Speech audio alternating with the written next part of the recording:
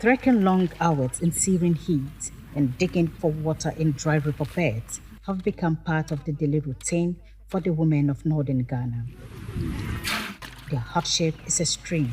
Mamun Jakari lost her 3-month-old baby in her desperate quest to find water. I left the baby and went to queue at the only borehole. I was coming back intermittently to feed the baby.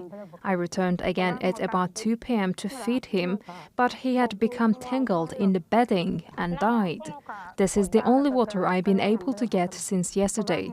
We spent days searching for water. We searched day and night. She is not grieving alone. Community members here in Gambuga, in Nanumba North District, gather to tell us how another woman lost her baby last year because of the water crisis. Even if they find enough, the water is often murky and full of bacteria. The women purify the water as best they can, but infections and waterborne diseases like typhoid are spreading. Typhoid, cholera, and other diarrheal diseases are on the rise, and the most hit people are women and children.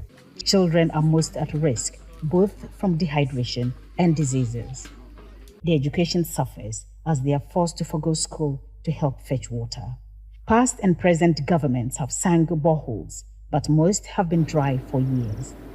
And the climate crisis have made the problem worse. The government began building small dams across the north of Ghana in 2017 when Nana Addo became president. The project was called One Village, One Dam, with the aim of storing water for the dry season. Over 500 dams have been built, but few contain any water. Local administrators say that the dams were poorly constructed and they are now looking at new solutions. The amount that was allocated for the dam was not enough. Certainly 500,000 cannot dig any meaningful dam. That was what the contractors were saying. He has given approval for us to procure 20 Rambo 1,000 polytanks, so that those communities that have lights and they have boreholes that are high yielding will be what mechanized. Authorities say the water table in the area is very low, but 20 million gallons of water is needed every day to support the population, and the problem seems insurmountable. Animals are dying because their owners cannot find them water, and poor crop yields have forced the many farmers to bow out.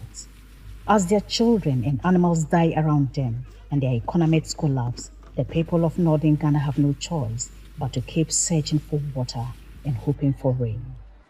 Rollin Sikamam, African Matters, Nanumba North, Ghana.